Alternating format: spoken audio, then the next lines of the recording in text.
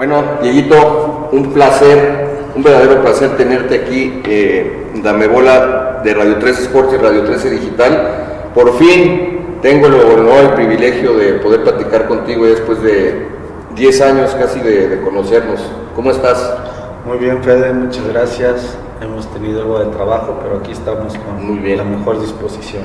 Bueno, pues estamos con Diego Martínez Becerra, uno de los formadores más grandes que tiene México en el fútbol mexicano de fútbol base, fuerzas básicas, no solo en la actualidad, sino ya de varias décadas. También hijo de un legendario formador y que debutó a tantos jugadores, tu señor padre, que en paz descanse, Diego, y del Club Deportivo Guadalajara. ¿Cuándo nace Diego Martínez? ¿Papá o hijo? Bueno, vamos a tocar también el tema, tu papá y tú, tú, empezando por ti.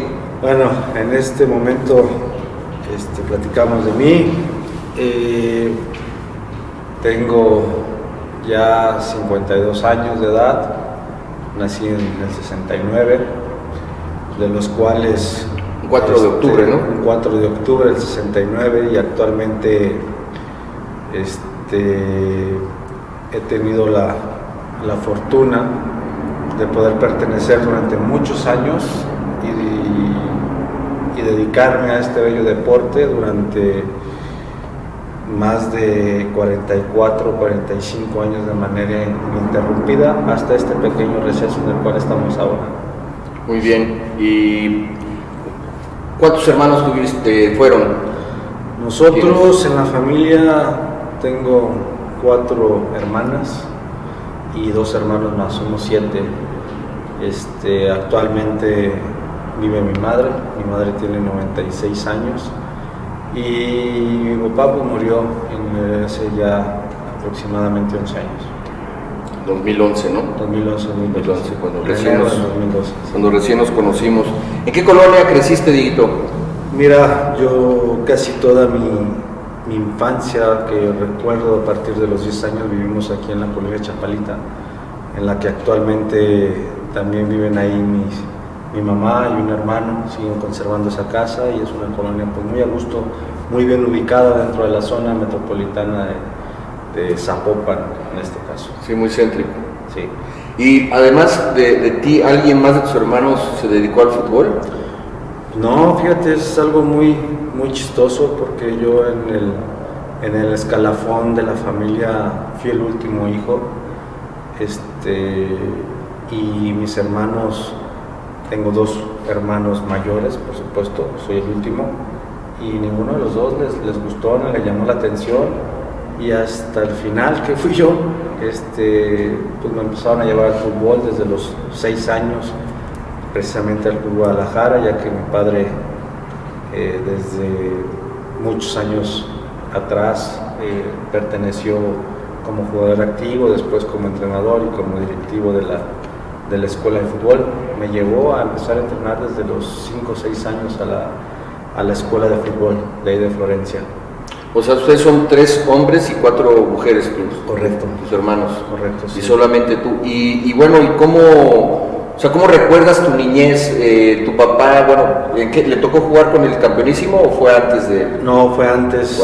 Mi papá estuvo en el primer equipo de Liga Mayor, que antes le llamaban a la primera división, era Liga Mayor, y él estuvo en el 44. O sea, sí fue algunos años antes de lo que fue el campeonísimo. O sea, cuando recién empezaba la liga profesional, que empezó en el 43, la primera temporada de la liga profesional, ¿no? Así es. Él empezó en el 44. Antes era amateur, antes del 43 era amateur. Más por zona. Era un torneo por zonas y en el 44 se decide hacer la Liga Mayor, le denominan la Liga Mayor, donde empiezan a involucrar los equipos a nivel nacional. ¿En Jalisco, la Liga Mayor o era a nivel nacional? Antes, en el 40, como tú bien lo dices, en el 43 era una liga muy local, regional, y ya en el 44 la denominan Liga Mayor y esa ya la hicieron a nivel nacional. Es el conocimiento que yo recuerdo que en algún momento me platicó mi padre. Ya. ¿Y cómo recuerdas tu niñez? ¿Cómo fueron ese proceso desde los 5 o 6 años, ¿no? Que empezaste a dar llegaste a dónde llegas a jugar a los 5 o 6 años? ¿En tu casa o ya llegaste a alguna escuela? Pues no, yo me acuerdo, siempre nos llamó la atención y más que siempre veía a mi padre llegar con el uniforme, con la ropa deportiva. Yo me acuerdo muy bien que desde más chiquito, 3, 4 años, ahí en la casa donde vivíamos, me ponía a patear en la calle, jugábamos todo el día en la calle con el balón. Y algo que se me quedó muy marcado, me acuerdo que las noches de los fines de semana veía mucho llegar a mi padre precisamente de los partidos. En aquel momento pues llegaban ya tarde, y yo estaba en el patio jugando y era cuando lo veía que llegaba todo uniformado. Posteriormente, a los 5 o 6 años, me lleva a la escuela de fútbol, que precisamente la escuela de fútbol que actualmente todavía funciona como Chivas Verde Valle. Ahí, ¿La Gigantera? ¿O? Ahí es la Gigantera, que antes era la escuela que estaba en Florencia. Ahí fue donde me inicio, como a los 5 o 6 años, empiezo a jugar ahí en la escuela de fútbol. Y ahí duré, después de los 6 años hasta los 12, donde viene el primer selectivo y el primer filtro para ir a formar parte de lo que antes eran fuerzas inferiores, que ahora en la actualidad son fuerzas básicas. Y de ahí pasamos a lo que actualmente hoy es Verde Valle. Y ahí estuvimos ya trabajando en Verde Valle de los 12 hasta los 17 años como amateur, y de ahí tuve la fortuna de llegar a los 17 años al Tapatío, que era segunda división A en aquel momento, porque antes lo que es ahora la Liga de Expansión, en aquel momento era la segunda división A, y también había una segunda división B, que estaban repartidos por nivel y por jerarquías y por muchas cosas, ¿no? Entonces ahí estuve 2 años en Tapatío. Posteriormente, el siguiente año me invitan a entrenar en reservas profesionales, y después de reservas el siguiente año ya fue directamente entrenando con la primera división. No tuve la fortuna de poder estar en algún partido oficial por parte de la Liga, de la Federación Mexicana de Fútbol en aquel entonces, pero pues llevé todo mi proceso desde los 6 años hasta logré ser jugador profesional. No debutas, pero llegas a estar ahí en ese entorno, en ese ambiente. Cumpliste todo ese proceso. ¿Practicabas algún otro deporte de niño? No, me gustaba el tenis en aquel momento, pero como que no tuve mucho eco por parte de mi familia, por parte de mi padre, toda la vida enfocada al fútbol, pues era como un deporte secundario, y realmente pues el deporte que he hecho toda la vida es el fútbol. El fútbol. ¿Y tu papá influyó de alguna forma? ¿Te decía quiero que seas jugador de fútbol? ¿No influyó? ¿Cómo fue ese proceso que te fue? Digo, también, bueno, ya lo mamaste, ¿no? Desde tu papá futbolista de cepa, entrenador, pues tú lo viste y creciste así. ¿O cómo lo viviste? ¿Cómo fue ese proceso para volverte? Porque además, pues tus hermanos mayores no les llamó la atención. Sí, mira, mi padre nunca me forzó a jugar, nunca me exigió que yo fuera jugador de fútbol. Sin embargo, él siempre me exigía mucho la parte académica. Y me decía que primero era el estudio y posteriormente el fútbol. Y gracias a él, hasta ya ahora de grande, pude haber llevado mucha formación académica, porque se puede decir que soy titulado, tengo el título de ingeniero en comunicaciones electrónicas, gracias al ejemplo que me dio para el estudio, y también tuve la oportunidad de llevar de manera paralela al fútbol hasta haber llegado a la meta, una de las metas, pues, porque fue llegar a estar entrenando y ser parte del equipo de primera división, jugando con las reservas profesionales.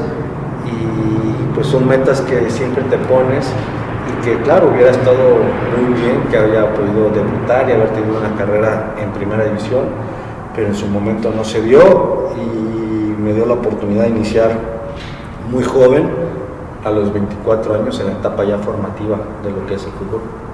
¿Hasta qué punto llegaste? ¿Hasta los 24 años? 23 años y pasados, 23, 24 años fue cuando dejé de jugar fútbol a nivel profesional. Ya. ¿Qué posición jugabas? Pues en toda mi vida yo inicié como extremo izquierdo, como era la posición de mi padre, y pues los entrenadores me vieron en otras condiciones. Posteriormente me hicieron lateral derecho, algo totalmente opuesto, y toda mi carrera, digamos, profesional y la antesala del fútbol profesional fue como medio de contención. O medio de contención. Mixto o único, ¿no? Cualquiera de las dos la jugamos en todo momento. ¿Tú eres pie derecho o zurdo? Derecho. ¿Eres derecho? Derecho, pero un crack con la izquierda también. Ya. Oye, ¿y quién era tu ídolo de niño? Híjole, pues yo tenía muchos ídolos, pero a mí me llamaba mucho la atención la selección holandesa, de los hermanos Van der Kerkhoff y todos esos jugadores, que era un fútbol donde creo que fue una revolución, de lo que más recuerdo por lo que escuchaba en los medios, y también la selección de Francia. Entonces a mí me llamó mucho la atención Michel Platini, aquel equipo que jugó en México y que fue, creo que semifinalista, no me acuerdo si fue campeón o no de la Euro. El 84. Creo que sí. Sí, contra España, creo. Que donde estaba Michel Platini, Tigana, Girés, toda esa generación. Entonces para mí fue un gusto y era una satisfacción poderlo ver. Oye, ¿en qué año es que estás muy en contacto con el primer equipo de Chivas, recuerdas? ¿Fue por ahí del 86 o cuando quedaron campeones o después? Que tú estabas en la reserva profesional. No, yo estuve realmente como jugador profesional del 1988 al 92, 93. El 92, 93. Sí, ahorita es lo que recuerdo, 93. Ya. O sea, no me tocó algún campeonato cercano. ¿Qué entrenadores tuviste así que te marcaron? O vaya, ¿cuáles? Hubo muchos. En primera división me acuerdo de Alberto Guerra. Él era entrenador de la primera división y hizo un grupo selectivo dentro del Club Deportivo Guadalajara. Había un proyecto piloto que agarraron jugadores de varias categorías para irles llevando de manera paralela con el entrenamiento de él y el cuerpo técnico de él, para poderlo llevar en algún momento a esta primera división. Y éramos muy jóvenes, ahí en ese momento, si mal recuerdo, tendríamos 14, 15 años. Y Alberto fue para mí importante, fue un entrenador que lo vi y que me tocó estar poco tiempo, pero el tiempo que estuvimos fue de mucha valía. El Zurdo López, que también lo tuve en primera división, él fue la persona que me invitó a poder participar junto con Salvador Gamero, que él estaba como auxiliar y entrenador de las reservas. Fue cuando me invitaron a trabajar ya directamente más cercano al equipo de primera división. Y el Zurdo pues manejaba muy buenos conceptos y siempre lo vi con mucho respeto y admiración, porque pues hizo muy bien las cosas. Ya.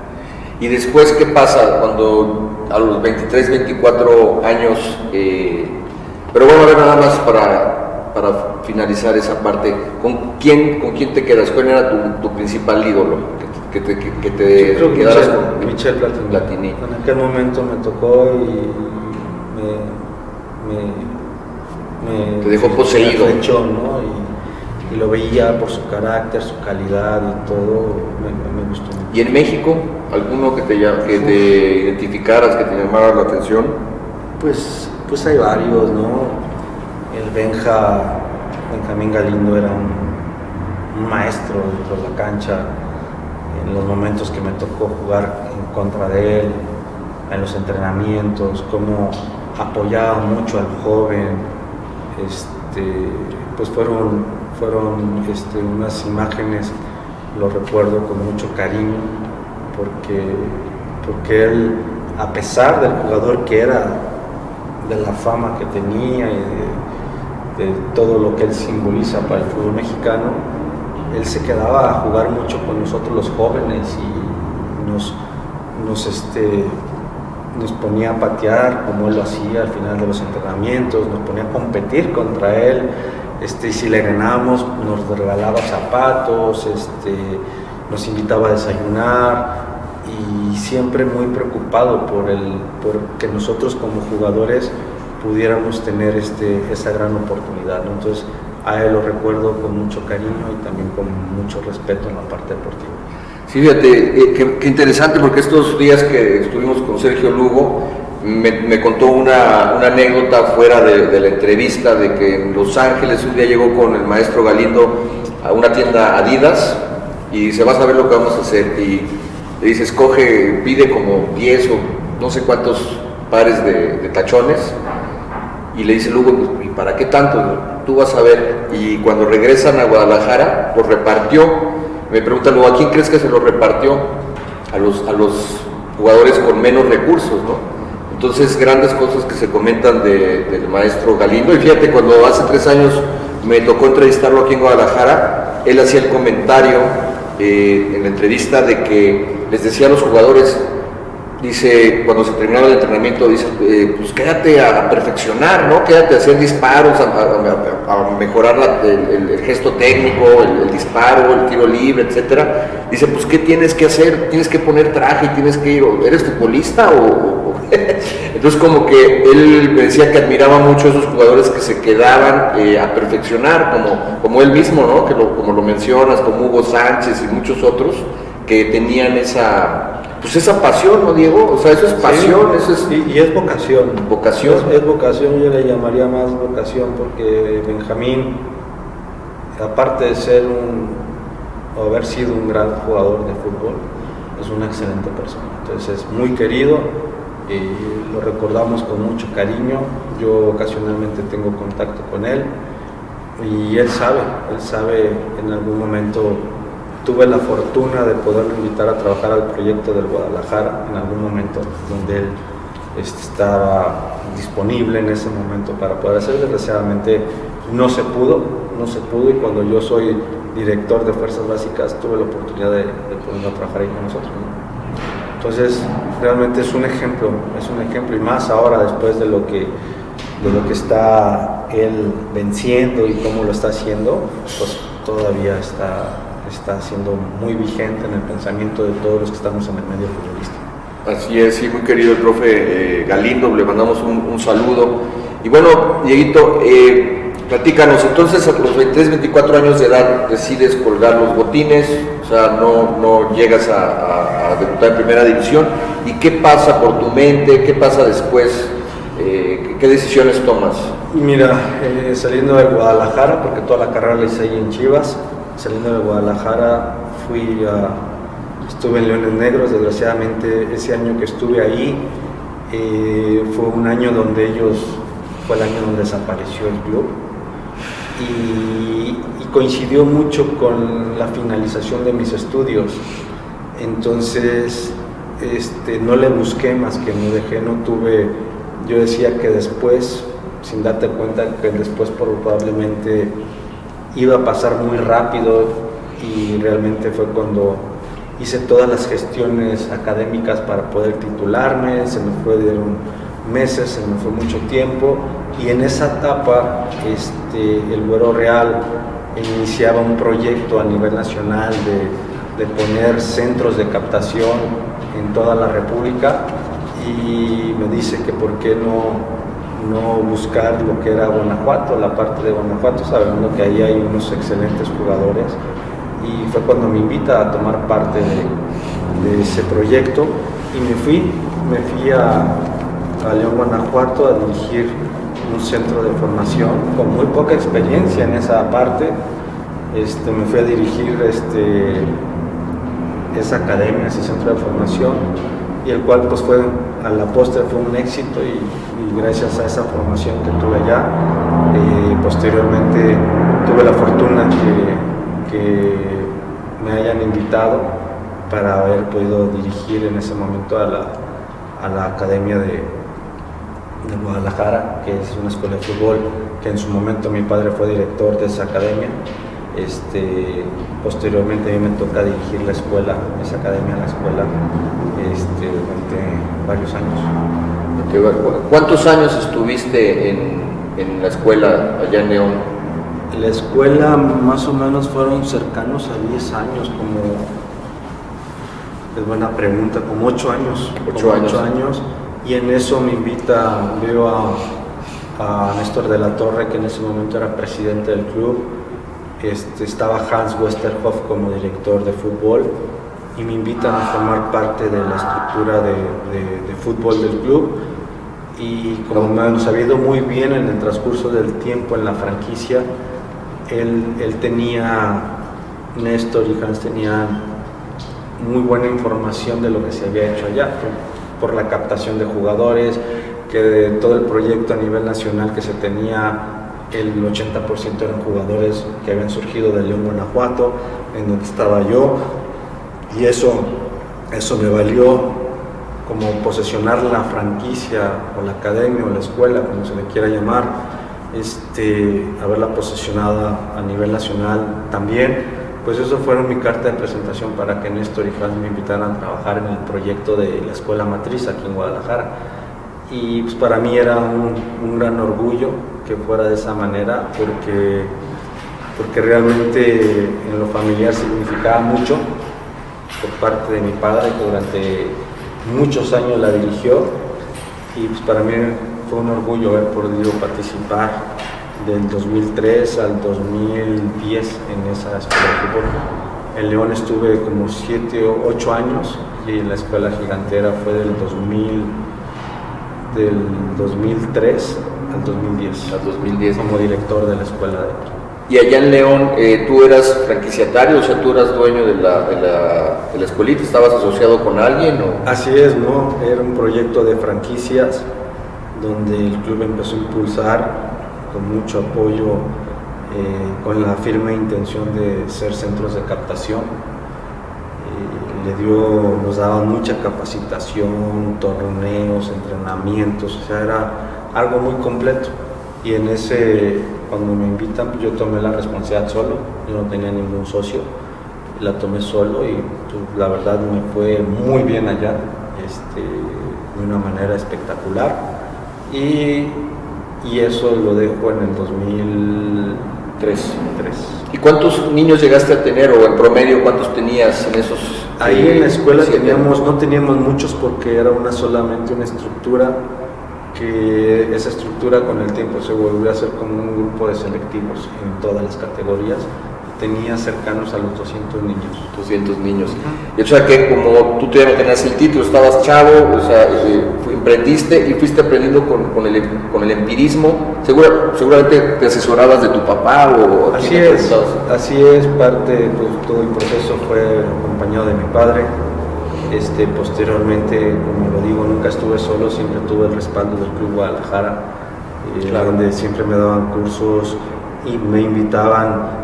Casi estaba aquí en Guadalajara, aunque estuviera allá, muchos días a la semana, al año, tenía vacaciones allá y me venía a trabajar acá a los grupos, precisamente porque esa capacitación en Chivas siempre fue constante, era permanente. Y a la postre abrieron el curso de director técnico en León, Guanajuato, fue cuando lo tomé. ¿En qué año? Eso ya no recuerdo. ¿Pero fue cuando estabas en León? Pero fue cuando estaba en León. Probablemente ese curso necesitaría ver mi ficha. Finales de los 90. Pero ha de haber sido como en el 89, no, 89 no, más para acá. No recuerdo, pero sí fue en ese inter que yo estuve de León del 93 al 2003. Ha de haber sido por ahí en el 2000, por ahí, 2000. 99, 2000, ha de haber sido. Muy bien. No me acuerdo, pero sí fue los 2 años que tuvimos de curso por parte de la Federación Mexicana de Fútbol. Muy bien, Dieguito. Y bueno, entonces ya son, digamos, 10 años en León y luego 7 ya en Gigantera, son 17 años de experiencia. ¿Y qué pasa después? ¿Ya viene ya la invitación para Fuerzas Básicas? ¿O? Así es, en el 2010 Chivas, como siempre, por parte del señor Jorge, siempre era formar jugadores, y para ello siempre preparaba, hacía las mejores estructuras a nivel nacional, se nos daban los mejores cursos a nivel mundial, se preocupaba por tener siempre los mejores dentro de su estructura. Me invitan a trabajar, a dejar la dirección de fuerzas de la Gigantera, y me invitan a formar parte del staff de Fuerzas Básicas. Estaba director de Fuerzas Básicas el profesor Efraín Flores, y me invita a trabajar como coordinador de fútbol de Fuerzas Básicas en el 2010 precisamente, y ahí empiezo a trabajar esa coordinación junto con Fernando Gutiérrez, que él me ayudó mucho en esa época que estuvimos trabajando juntos, porque trabajamos frente a frente en la misma oficina. Entonces él era una persona en aquel momento que tenía muchísima experiencia en la formación ya de alto rendimiento, porque cambia, por supuesto, una escuela de fútbol a Fuerzas Básicas. Y ahí fue donde me incursioné ya en lo que vendría siendo el desarrollo de jugadores ya más específico a lo que es el camino hacia la primera división. Y digamos, ¿cuál sería esa diferencia entre la formación de una escuela y de las fuerzas básicas? ¿Cuáles serían los puntos ahí relevantes? Pues que en fuerzas básicas tienes a jugadores en primera instancia que son los 20 jugadores o 18 los jugadores que tienes. Esos jugadores son seleccionados. O sea, ya no te llega cualquier jugador, ya pasaron por un filtro por parte de visoría, y en escuela no. En escuela trabajas con lo que tienes y tienes que hacer jugar lo que tienes, ¿no? Entonces fue un gran aprendizaje para mí, porque éramos muy competitivos, aunque si hubiera estado en la escuela éramos muy competitivos, pero eso es lo principal, los apoyos, las giras, toda la formación integral que engloba a un jugador de fuerzas básicas, que en escuela de fútbol difícilmente lo tenías. Y por eso pues, sí existe un nivel diferente en lo que es unas fuerzas básicas a lo que es escuela de fútbol. ¿Y ahí cuánto tiempo duras en fuerzas básicas? ¿Del 2010 al 2020, a finales del 2019, en diciembre del 2019? ¿Qué sales de Chivas? Fueron 10 años más o menos. Sí. Y bueno, te fue muy bien, ¿no?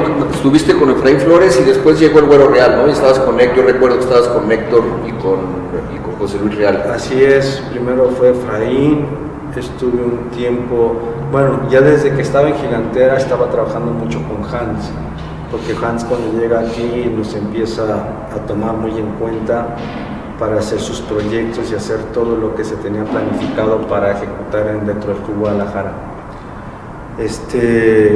Me acuerdo que a mí me brindó la oportunidad de trabajar haciendo los manuales y toda la información y los ejercicios, el diseño, todo eso, que fue mi mayor legado que puedo opinar por parte de Hans. Luego fue Efraín, ahí era un trabajo ya más táctico con él y cuestiones ya más de trabajo de líneas de manera individual. Después fue el profesor José Luis Real y Héctor Real, que estuvimos trabajando también juntos. Y ya como el Güero Real fueron en 2 etapas, y en la última que estuvo él cuando termina su proceso en Chivas, es cuando a mí al mes me nombran director de Fuerzas Básicas. ¿Y qué año es esto cuando te nombran, te quedas como la cabeza? 2016, en enero, febrero, marzo del 2016. Entonces estuviste cerca, 4 años más o menos. 4 años al frente. Sí. Al frente. Sí. Ya después de, pues, digamos, del 2010 al 2006, 6, más 7, ¿no? 13 más 10, como 23 años, una trayectoria para poder tener para ser la cabeza, toda una trayectoria, o sea, te lo ganaste. ¿Quién podrías decir que ha sido tu mejor mentor en este proceso de tú aprenderle todo esto que comentas de los personajes que has nombrado? Dices, este fue mi mentor o los principales mentores que tuviste.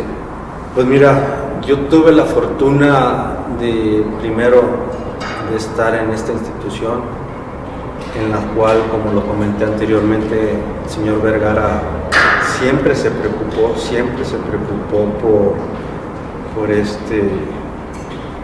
por invitar a lo mejor a nivel nacional e internacional y tenerlo dentro de su estructura, siempre. Entonces yo el dejar a alguno a un lado se me haría a mí algo complicado de entender, porque tuve yo muy buena interacción con 3 personas importantes en mi formación, que una fue Hans Westerhoff. Ahí se puede decir que iniciaba yo, ya había tenido yo un contacto previo antes con Hans, con el profesor Real, y es precisamente las 3 personas y mis 3 mentores, como lo mencionas, que pude captar lo mejor de cada uno para mí y pude haber perfeccionado lo de cada uno de ellos. ¿Y quiénes son? Pues es Hans Westerhoff, el profesor José Luis Real y el profesor Efraín Flores. Entonces de ellos 3, pues mi legado y mi compromiso con la institución fue en aquel momento haber captado lo mejor de cada uno de los 3 y darle un seguimiento. Por eso tuvimos tanto éxito, porque se le dio un seguimiento a la estructura de fútbol de fuerzas básicas, claro, con mi sello y con el compromiso de venir fortaleciendo ese legado que yo había recibido de estos 3 líderes en el desarrollo de jugadores a nivel fuerzas básicas. Claro, qué afortunado, pues son 3 grandes personajes a nivel de formación, ¿no? de fuerzas básicas en la historia de este país, ¿no? Así es. Sobre todo, bueno, el profe Real y Efraín Flores, bueno, evidentemente Westerhoff, pero ellos como mexicanos que han dejado un sello, ¿no? Aquí. Así es. Y tú, bueno, Dieguito, tienes 20 títulos, hasta entiendo, si digo algo que esté fuera de contexto me dices, 20 títulos conseguiste con las fuerzas básicas del Guadalajara, hablando de sub-13, sub-15, sub-17, sub-20 y femenil. ¿Esos 20 títulos es desde que llegas en 2010 o a partir de que tomas las riendas en 2016? No, realmente la Liga MX, cuando empieza a generar las categorías, las subs, fue precisamente en el 2010. Entonces en ese momento, cuando nos repartimos la actividad, el profesor Efraín me designa para estar con la sub. El profe Fernando era más de segunda división porque era el equipo mayor en aquel momento, y me dejaron la sub. Y ahí fue donde empezamos a contabilizar. Me acuerdo el primer torneo no era ni liguilla, era un torneo al hacer más puntos, y fue los que ahí empecé yo en fuerzas básicas, desde que arranca a poder participar de una manera constante con los equipos de la sub. Posteriormente se empezaron a hacer la sub-15, la sub-13, torneos diferentes a los actuales, eran torneos de una semana, de competencia de 10 días, y ahí fue donde se inició. Ahí me tocó arrancar toda esa actividad desde el 2010 hasta cuando termina mi proceso dentro del club en el 2019, en diciembre del 2019, que ahí todavía queda campeona una de las categorías, no me acuerdo si fue la 17 o la 20, por eso yo digo, creo que fue la 17, y por eso yo digo que fueron 21 títulos los que tuve la fortuna de poder participar de manera directa o indirectamente, pero de estructura, sí, con esa responsabilidad, pudimos aportarle a la institución, y más que aportar los títulos, pues el desarrollo que te da el poder ayudar a los jugadores que tienen en la institución. Y te toca justo el único título de la femenil, ¿no? Estar a la cabeza con este título en noviembre, el 24 de noviembre del 2017. Sí, correcto. Ese grupo lo armamos a vapor, a todos los clubes nos tocó así como sorpresivo. Previo a ese torneo se hizo un torneo de copa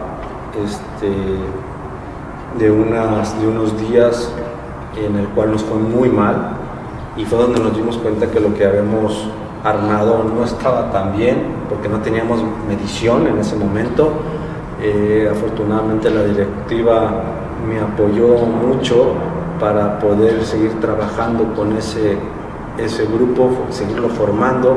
Empezamos a captar de una manera distinta, fortaleciendo lo que habíamos hecho, porque fue un trabajo brillante por el área de visoría, porque precisamente ahí iniciamos todos los clubes iguales y era un proceso precisamente para ver y medir la capacidad que tenías tú como estructura de visoría, y pues realmente nuestros visores en aquel momento hicieron un gran trabajo, nos pararon un muy buen equipo. Tuve la fortuna de nombrar al director técnico, al cuerpo técnico, y con los recursos que teníamos en aquel momento éramos uno de los equipos más jóvenes de la liga y uno de los equipos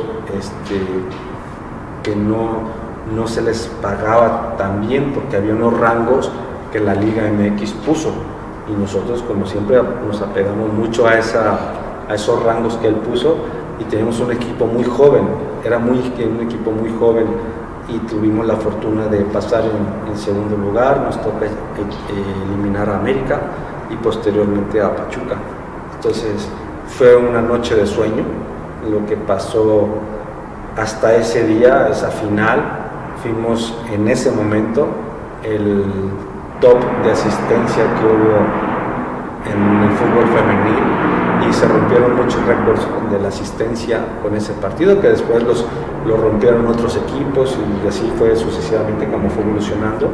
Pero tuvimos la fortuna de campeonar con un equipo con una desventaja de 2-0 que nos había ganado Pachuca ya en su casa, y que se vino a culminar aquí en Guadalajara con un 3-0 a favor, con un estadio repleto, formidable, con todo el apoyo de la afición y con toda la credibilidad que tenemos, un gran plantel, muy joven, pero que se sobrepuso una escuadra muy poderosa como era Pachuca en ese momento. Así es, un viernes, recuerdo, un viernes 24 de noviembre.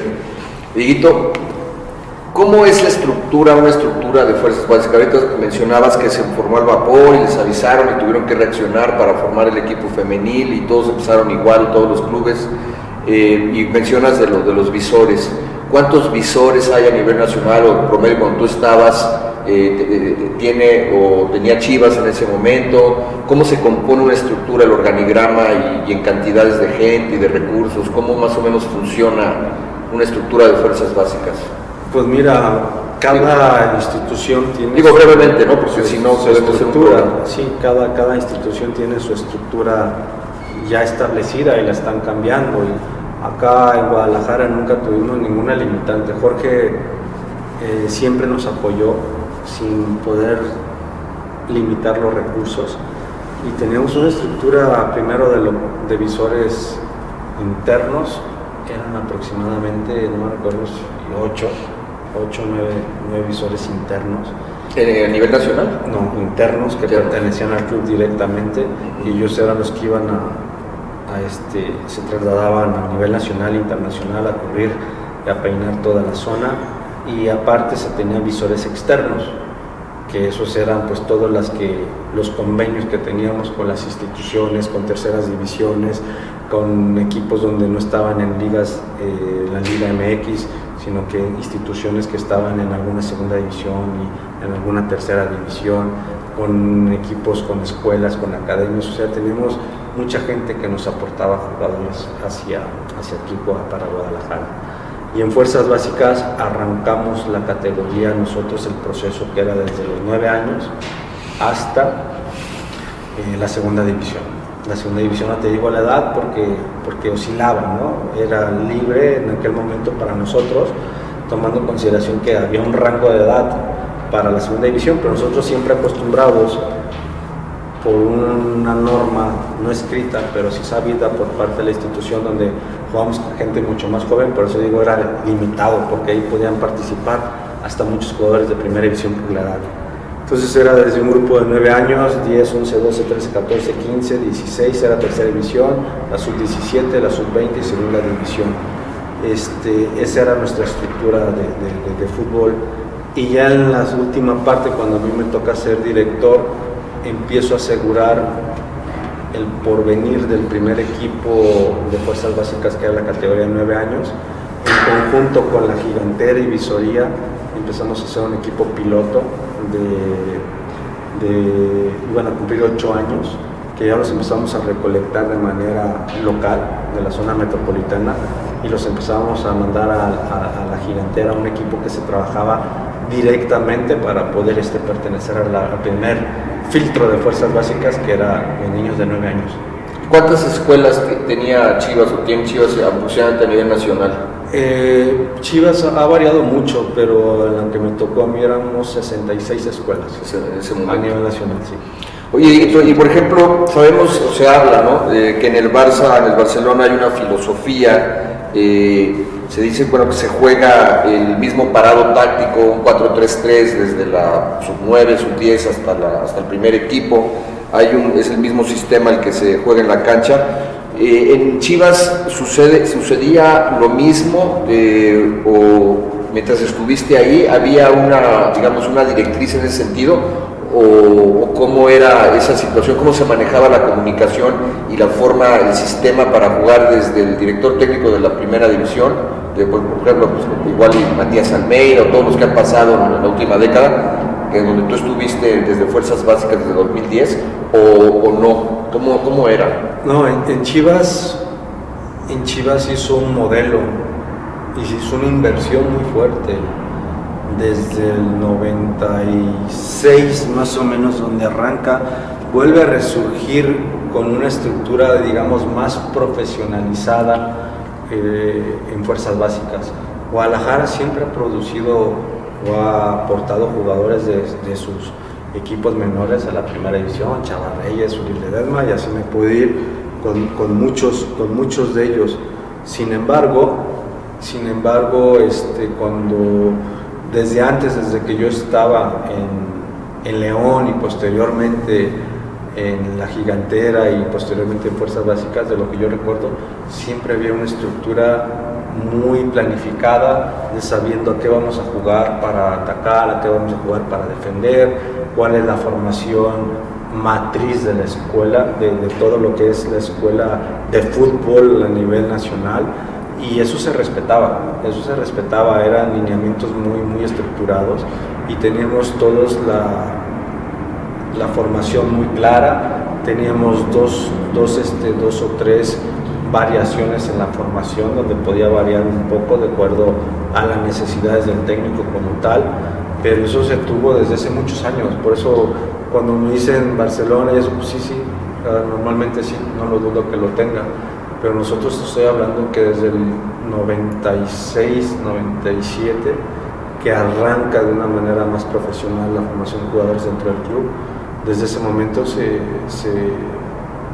implementó un método de trabajar, una metodología ya muy específica y un modelo de juego que hasta cuando yo lo tuve lo seguí respetando, por supuesto con algunas modificaciones en cuanto a funciones y ubicación, pero tratando de que fuera algo muy similar a lo que era el modelo de juego del club que teníamos en Fuerzas Básicas, que era un 4-3-3 y que simplemente cambiaba algunos aspectos de alturas o de posición o de características en los mixtos o cosas de ese tipo, pero seguíamos manejando un modelo de juego durante los años y hacíamos los mismos, la parte conceptual que se implementó desde hace muchos años, y veníamos cumpliendo también con la parte conceptual. Por eso el jugador de Guadalajara siempre era muy reconocido, o es muy reconocido, porque estaba muy informado, porque aparte de que nuestra base estaba en trabajar los fundamentos del fútbol, ya teníamos a través de los años una metodología muy implementada a base de la parte conceptual que se manejaba dentro de la institución. Claro, son los famosos manuales, todo está plasmado en los famosos manuales que comentas. Todo. Ahorita, de la última parte que estuve antes de ser director, me tocó elaborar un manual operativo con las funciones de toda la estructura de fútbol. Entonces, porque íbamos a una certificación deportiva importante, y era parte de que planeábamos todo para ponerlo en papel y ya que no fuera tan cuantitativo, el fútbol a veces no somos muy dados a llevarlo muy cuantitativo y de hacerlo muy cualitativo, ¿no? Entonces empezamos a hacer manuales y cosas así para fundamentarlo y tener un orden en el crecimiento que se tenía como estructura. Yo recuerdo cuando nos conocimos y estudiamos la Cruyff entre 2012 y 2013, que tú viajabas muchísimo por todo el mundo, ¿no? ¿Cómo, desde cuándo, o hay un parteaguas, bueno, tú ya desde hace 40 y tantos años dedicándote al fútbol, que se empieza a dar esta interacción, porque hablando de fuerzas básicas, pues hasta la fecha escuchamos que Chivas tiene pues convenios, alianzas, o inclusive han contratado gente del Barcelona, cuando Vergara trajo a Johan Cruyff, y que tú estabas ahí también como parte de fuerzas básicas, que estuvieron interactuando con los holandeses. Pero ¿hay algún parteaguas en el que empieza a haber más internacionalización de las fuerzas básicas y los torneos internacionales? ¿Hay un antes y un después? Sí. ¿O siempre ha existido, Dieguito? No, yo lo tengo muy claro. Cuando el señor Jorge compra el equipo, pues él se dio cuenta de la necesidad. Entonces, pues por supuesto hizo una inversión desde el día que llegó y apostó por la formación, porque sabía, y la estadística nos da que los jugadores formados en casa son los que te ayudan mucho a poder triunfar dentro de los torneos del primer equipo como tal. Entonces nos ayudó mucho en relación a lo que es una parte complementaria de suma importancia que tienen en el desarrollo de los jugadores, que es vamos a llamarle la internacionalización de fuerzas básicas, que era que andamos por todo el mundo en cualquier torneo. Jorge nos encargó mucho eso, la formación integral del jugador, el apoyo que nos dio para la formación integral del jugador, pero en la parte deportiva netamente lo que nos vino a dar un hándicap a favor y una ventaja sobre los demás clubes fue la inversión que se hacía año con año para poder participar en los mejores torneos a nivel internacional. ¿Eso fue a partir del 2010 o después? Cuando Jorge Vergara, cuando Jorge Vergara compra el equipo. ¿En 2002? A partir más o menos del 2003 empezamos con esa ideología de poder internacionalizar y fuimos buscando y fuimos ahí picando piedra en los torneos internacionales, y posteriormente a mí me toca ya cuando llegas a Chivas en la gestión que me toca como coordinador de fútbol, coordinador deportivo en fuerzas básicas, pues yo creo que ahí fue donde más pude viajar por todo el mundo en representación de la institución, porque tenemos torneos en Italia, en Japón, en Argentina, en Inglaterra, en Polonia, o sea, Portugal, España, o sea, en todos lados tenemos. ¿A partir de 2016 dices tú? ¿Ya desde antes? No, desde antes. Yo desde que llegué tuve la fortuna que explotó precisamente después de picar piedra y ver qué torneos eran los importantes y cómo fuimos empezando a hacer esas conexiones, porque había torneos donde no solamente si tú pagabas podías participar, sino que era con una invitación, porque había filtros para que el nivel fuera muy bueno de los torneos. O sea, no es de que yo tengo el dinero, yo me inscribo, ¿no? El torneo de Viareggio, un torneo que te tenían que invitar la institución local a participar del torneo de Viareggio en Italia, el de Gradisca igual. A mí me toca ir a un mundial de clubes a España, una sub-18, entonces pues esa para mí fue una fortuna y un aprendizaje acelerado, y una de las mediciones que nos daba, aparte de ver tus jugadores, la aportación que tenías a primera división, a selecciones nacionales, pues nos daba la pauta para decir, me comparo también a nivel internacional con los mejores clubes europeos o sudamericanos o de cualquier parte del mundo para poder competir. Entonces ahí es donde nos dábamos cuenta que Guadalajara estaba en un buen nivel. Oye, y esta iniciativa de Jorge Vergara también fue en paralelo con otros dueños de clubes mexicanos de primera división de fuerzas básicas. ¿Lo hacían todos o solamente lo hacía Chivas o algunos? No, Chivas fue durante muchos años la punta de lanza. Entonces, el líder, el que tomaba la iniciativa. Entonces llevan todos los demás a hacer lo que hacemos en la institución. Por ejemplo, tengo muy claro cómo los demás clubes empiezan también a generar, a reestructurarse, y muchos clubes en la actualidad pues trabajando muy bien en lo que son estructuras de fuerzas básicas.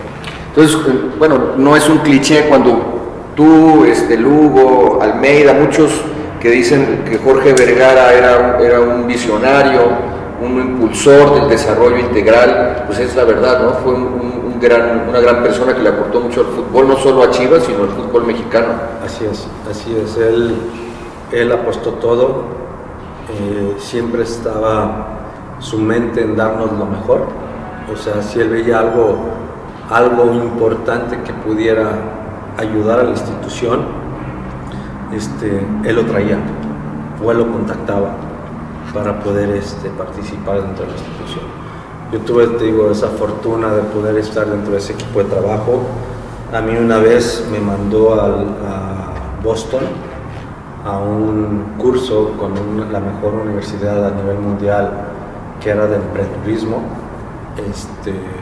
Me mandó a un curso. Yo decía, pues hasta el nombre no me era muy familiar, ¿no? O sea, ¿qué vengo a hacer aquí? Y posteriormente, ya cuando tuve la oportunidad de vivir y darme cuenta de lo que era el curso como tal, pues fue algo que en mi última etapa como director lo pude llevar a cabo, porque ahí me pidieron que hiciéramos un trabajo. Era como la finalización de lo que fue el curso durante todo ese momento, y fue algo que me ayudó a estructurarme para poder hacer un trabajo que a la postre lo pusimos a trabajar en la realidad, y lo tuve que presentar allá. Por eso digo que en todo momento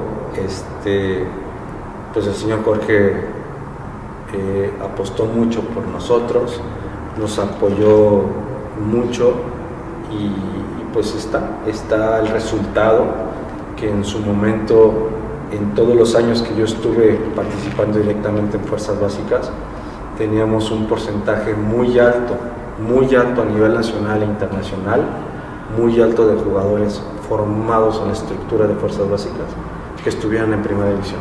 Y en el extranjero, ¿no? Muy alto, sí. En su momento fuimos los que aportamos más jugadores a nivel internacional.